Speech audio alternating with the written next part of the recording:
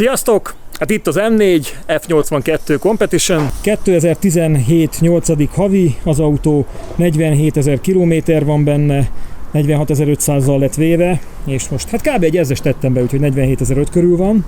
Ami plusz jó dolog, hogy 1 év gyári garancia van még az autón, tehát jövő augusztusig, illetve egy komplett Akrapovics rendszer, plusz egy Carbon Akrapovics diffúzor, aminek hát eléggé borsos az ára, úgyhogy ez még plusz növeli az autó értékét.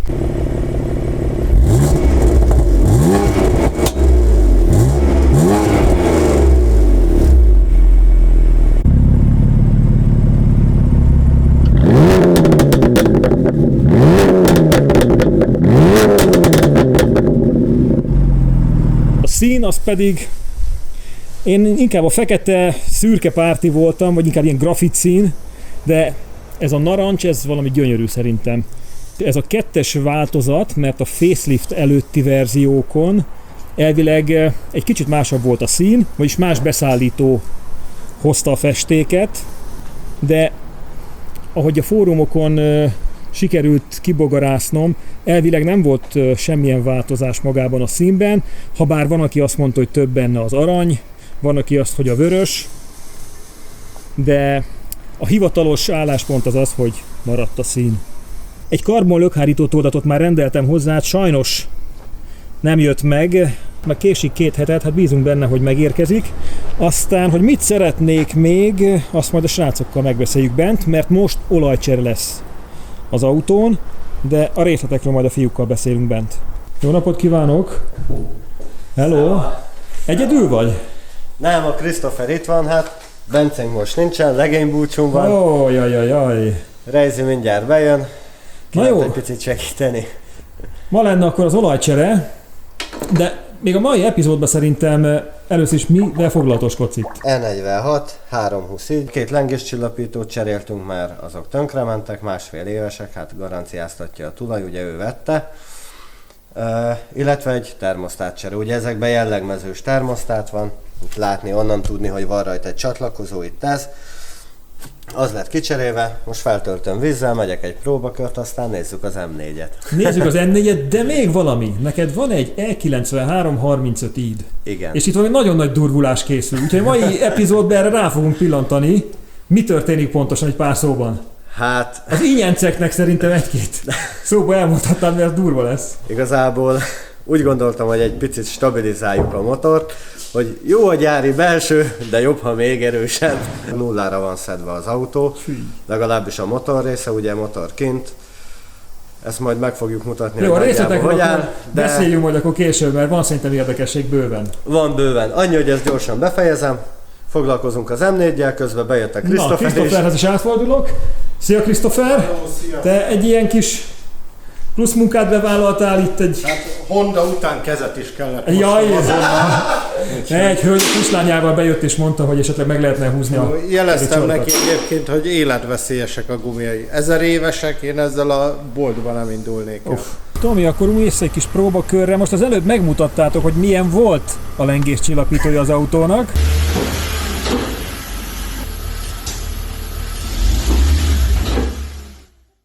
Most nem libeg az eleje, de hát mindjárt megnyomkodja a Krisztof egy kicsit.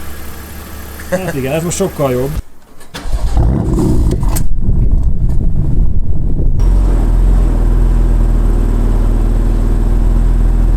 Hát szívás van.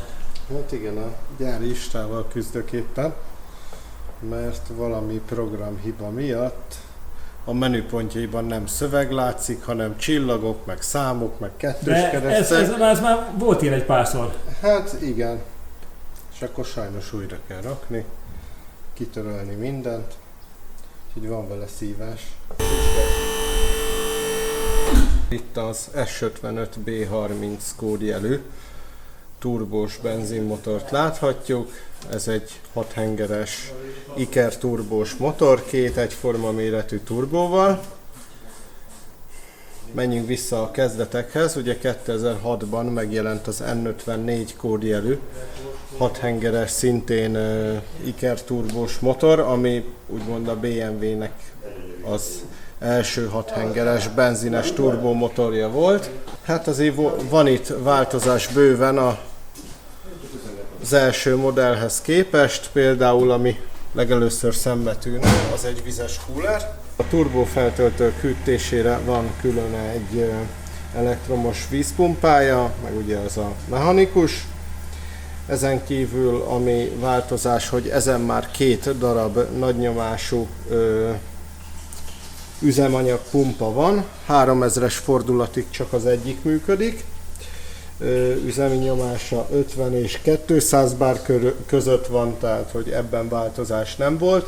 Ami viszont változás, hogy ebben már egy solenoid type befecskendező van, az előd modellnél pedig egy piezoelektromos volt, ezek egyébként már sokkal megbízhatóbbak, mint az előzőleg említett piezoelektromosak. Kenésrendszer teljesen átalakították például, annak érdekében, hogy ennél a motornál már oldalgyorsulásra, tehát tartósan 1,2G oldalgyorsulásig biztosan jó marad a motornak a kenése, illetve hossz gyorsulásnál 0,61G-ig ugye fékezésre meg gyorsításra. Mi volt még? Igen, closed deck blokk a kialakításra. Ez mit jelent? Az azt jelenti, nézzük meg a 35-nek a blokkját, ami itt van. Ugye itt a vízjárat az egy teret képez, és a closed deck blokk kialakításnál csak kis járatok vannak kihagyva, pont azért, hogy a hengereket megtámassza. Ugye amikor megy lefele a dugattyú, és a hajtórúdnak van egy szögkitérése, akkor az erő csak egyenes irányokban tud terjedni. Van egy lefeleható, meg egy falraható, fogalmazunk egyszerűbben, és a falraható erővel szemben meg tudja támasztani a hengereket. Ennek nagyobb teljesítmény szinteknél van értelme, például 35-nél 600 lóerő felett ajánlják a closed deck blokkra való átalakítást. Sajnos elkövettek egy hibát ennél a motornál már, ilyen jó Mercisen, meg Peugeot-san. Motorvezérlőt ugye a szívósorra rácsavarozták. Hát nyilván azért, hogy eddig nem volt vele probléma, bár ezt nem lehet kimondani, mert az N54-nél volt vele probléma, de korábban senki nem hallott arról, hogy egy motorvezérlő tönkrement volna, vagy nagyon ritka volt. Itt már pontosan ki tudják számolni, hogy mennyi az élettartama, mekkora hőterhet kap, mekkora vibrációt kap. Nyilván ez a fogyasztói társadalomnak a hátránya. Most ezt le kell hozzá, ezt a karbon elemet szedni. Aha. Itt hozzá van fogatva. Mindjárt ott leveszem azt az 1.10-es csavart. Közben még amit a motorról tudni kell és problémája, az a főtengely szírtárcsa csavarjának a lecsavarodása, ugye? Ez többeknél is probléma volt. Ugye beszéltünk ezelőtt arról, hogy gyártunk egyedi alkatrészt például L92-höz, vagy inkább úgy mondom, hogy L90-es szériához. Ehhez is szeretnénk egy ilyen lecsavarodásgátlót gyártani, hát nyilván az idő a legnagyobb probléma, mint mindig. Majd mutatni fogunk róla képet, vágni fogunk be, hogy hogy néz ki ez. Erről olvastam és beszéltünk már Patrikkal is múltkor egy pár szót, hogy ez igazából talán az egyik, vagy az egyetlen problémája, mert egy elég stabil ez a motor. Ezek stabil motorok, nyilván lehet neki lépni is. Ezen kívül szerintem úgy más különösebb problémája nincs. Közben kijön mindjárt a legelső szűrő. Hát nem túl tiszta, azt azért látni. Kicsit öreg, nyilván gyári szűrő kerül bele. Ebből 2 különböző a 2, és elsőre rányúltam, hogy melyik a jó. Hát szerintem látni. Úgyhogy bele is rakom, megyek a másik felére, utána az olajat leengedjük. Na lássuk akkor.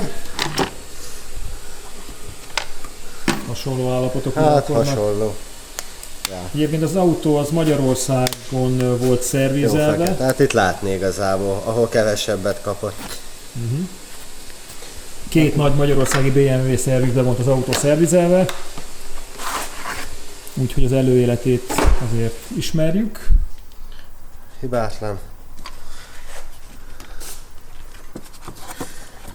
Alapvetően, hogyha koszos a belseje, amúgy ki szoktam fújni vagy porszívózni, de ennek maga a belsejét tiszta.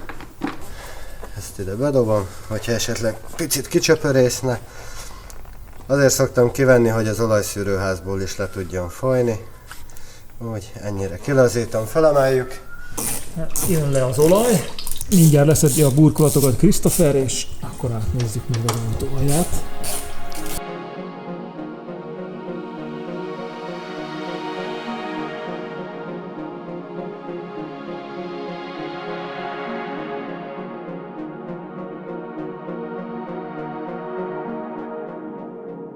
Kezdjük akkor a hátuljáról. Igen.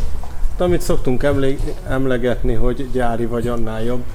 Hát itt látni, mi az, ami a gyárinál. Igen, na de azért tehát az árazás, tehát Christopher, azért tehát ez nem normális dolog, hogy itt ez a komplett rendszer, és megpróbálom nagyjából így végig szaladni rajta, ez 3 millió forint a diffúzorral együtt. Szerintem minden centjét megéri. Ez nem normális dolog szerintem, Christopher. Számomra inkább az a probléma, hogy gyárilag nem így jött ki az autó. Tehát, hogy egy ilyen értékű autón ez kell. És ez az igényesség, ahogy a hegesztések meg vannak csinálva. Jó, hát az nem kérdés. Ez a tartókonzol, és ott is bele van lézervágva a kis Akrapovics jel. Gyönyörű. Tényleg ez az a beleköthetetlen kategória. Olajfolyásoknak semmi nyoma. Ez olyan, mintha most jött volna ki a gyártósorról. Ami például érdekesség ennél az autónál, hogy ugye a hátsó futóműkeretnek nincsenek gumiszilentjei, hogy a kasznihoz rögzítve vannak, hanem hozzá van csavarozva, mint egy rendes versenyautó. Egy sportkocsinak ilyennek kell lennie. Sziasztok! Na lássuk. Ezzel kiveszem a szűrőt. Hát, azért látni, hogy össze van szívva. Elég gatya állapotban van, és ez így lett kivéve. Ha megnézzük majd az online szervizkönyvet, akkor a pontos adatokkal, hogy mikor volt cserélve, de hát ez nem. Nem, itt egy kis technikai problémába ütköztünk, ugyanis ugye ennek az olajszűrőház kupakjában a helye, viszont ez tökéletesen a szűrőben maradt. Gyakorlatilag kivenni nem is tudtam, kihúzni se. A szűrő szétvágásával tudtam egyedül kivenni. Ugye azt látni, hogy a szűrő az össze van szívva, ami azért van, mert tele van kosszal, ugye nem tudja átszívni az olajat, és húzza össze, roppantja össze a szűrőt. Ezt olyannyira összeroppantotta, hogyha belenézel, itt látni, hogy a belső résznek, ezt a négyzetes részt, ezt gyakorlatilag köré formálódott a szűrő, bele volt akadva, és nem lehetett kihúzni. Úgyhogy ez biztos, hogy nem egy mai szűrő. Közben gyors kicserélem az olajszűrőházal lévő két tömítést, ugye van egy nagy, meg itt látni egy pici zöldet, meg van egy részgyűrű az olajleengedő csavarhoz. Amit még megmutatok gyors, az itt van. Ugye a Manfilter gyártja a szűrőjét, ebből volt azért, attól függ, hogy melyikbe volt, Mále meg Manfilter, viszont benne van, hogy BMW M, úgyhogy látni, hogy tökéletesen gyári. Made in German, úgyhogy kerül bele szépen.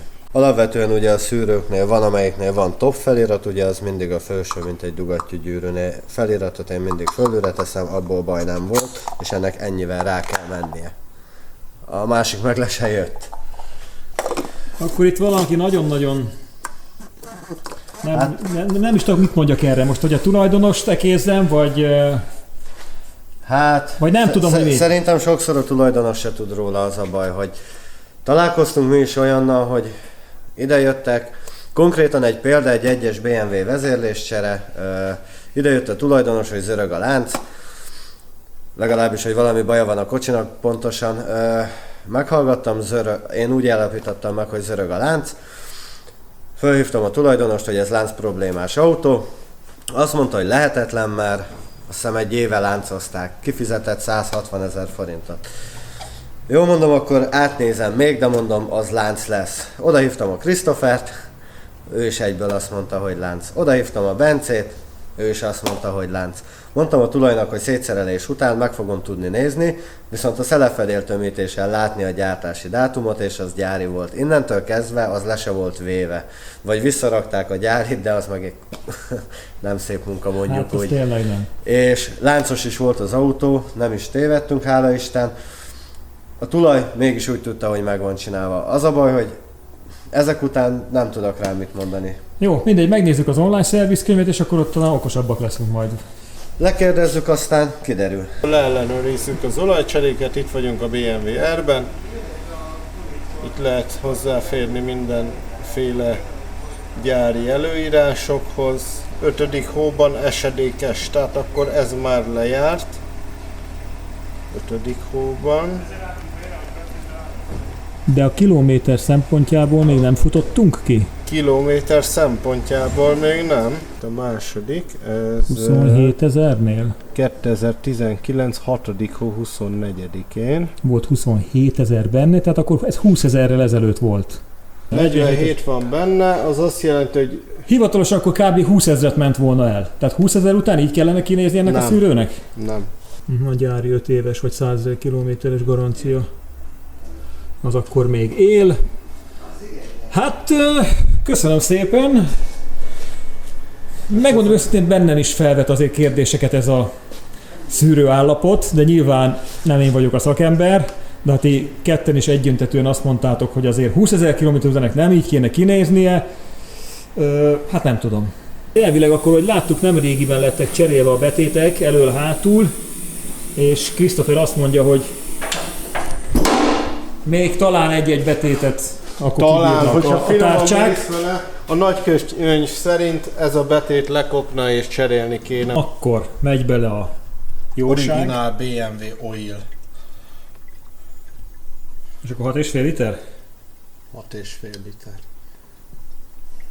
Ez még csak 5 volt. Még csak 5. És pontosan még egyszer milyen viszkozítású megy bele? 5V30-as. Közeledünk a munka végéhez, de elég elszaladt az idő itt. Kéne bele egy olajcserés matrica azért. És ugye akkor megy az online rendszerbe. Így van, feltöltjük oda is. És ha még marad az autó, akkor a következő az elvileg 5000 km múlva lesz. Így van, Szigorúan. így van. Ilyenen nem szabad spórolni. Az olaj az egyik legfontosabb alkatrésze egy motornak. Ha van kenés, akkor minden rendben van. Az utolsó simítások, most már tényleg. Ugye azt mondtad, hogy nyomatékra kell húzni a Hát én mindent nyomatékra csavarokat húzok, is. mert ha van gyári leírás, akkor felesleges eltérni tőle. Feleslegesen hibára adunk lehetőséget, amit nem szeretnénk. És akkor így a nap legvégére, amit terveztünk, akkor egy pár szóban Tony mesélje, hogy mit is látunk itt, méghozzá itt. Hát Ez elég brutális látványos volt, hát én is oda vagyok érte. ezt elhiszem. Ez a saját motoromnak egy kis darabja, igazából a szíve lelke részben. A motorolaj mellett, ugye. Ugye én vettem egy 35-t, ami motorhibás volt, erről már régebben mondtam pár sort. És úgy voltam vele, hogy szeretnék egy tényleg jó erős motort összerakni, amiben van potenciál, amivel stabil 600 lovat azért össze lehet harácsolni. Azért az elég kemény. Combos lesz, nyilván a bejáratási fázisban gyári programmal fog futni, gyári turbókkal, aztán hogyha lejár a bejáratási fázis, akkor utána azt mondom, hogy nekiállok faragni, építeni, viszont hogy ne kelljen kétszer szétszednem, ezért vettem bele 6 H-profilú Bartek hajtórudat. Ugye ezek ARP csavarokkal lesznek összerakva, ebben benn van, hogy ARP és a Bartekkel együtt dolgozik. Ugye ehhez kap 6 Mahle Motorsport dugattyút, új csapokkal, új gyűrűkkel, de szépen ki van készítve összeszereléshez, hogy holnap csak rakni tudjam. Ez nem semmi látvány. Nem. Ami érdekessége, hogy a gyári értékeket úgy adják meg, hogy a hajtórudakba, önmagában csak a hajtórudakba plusz-minusz 5 g lehet.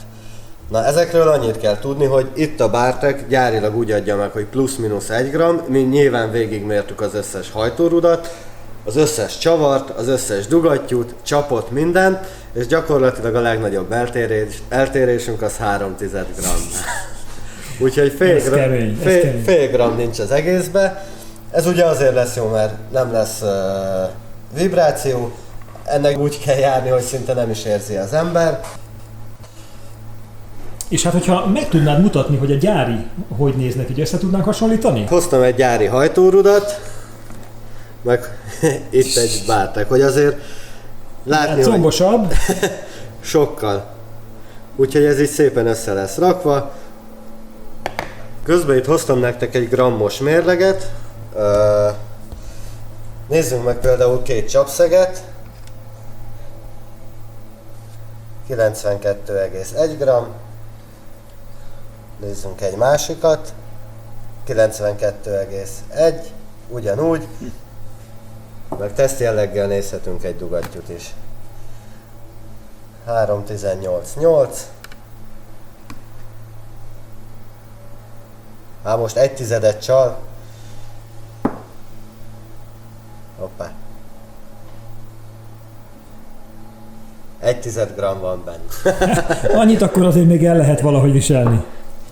Direkt úgy van összeválogatva, hogy amelyiknél 3/10 volt, az kiegyensúlyozott legyen, szóval. Nagyon odafigyeltek mindenre. Azért van szépen sorba itt minden megírva, mindegyik megírva melyik hengerhez tartozik, ahhoz van a dugattyú, ahhoz van a csap, a gyűrűk, minden. Úgyhogy ez teljesen új gyári főtengellyel kerül összeszerelésre, szóval egy bontatlan új főtengely. És hát ugye elpillantottunk egy kicsit arra is, hát azért ez a látvány se semmi itt.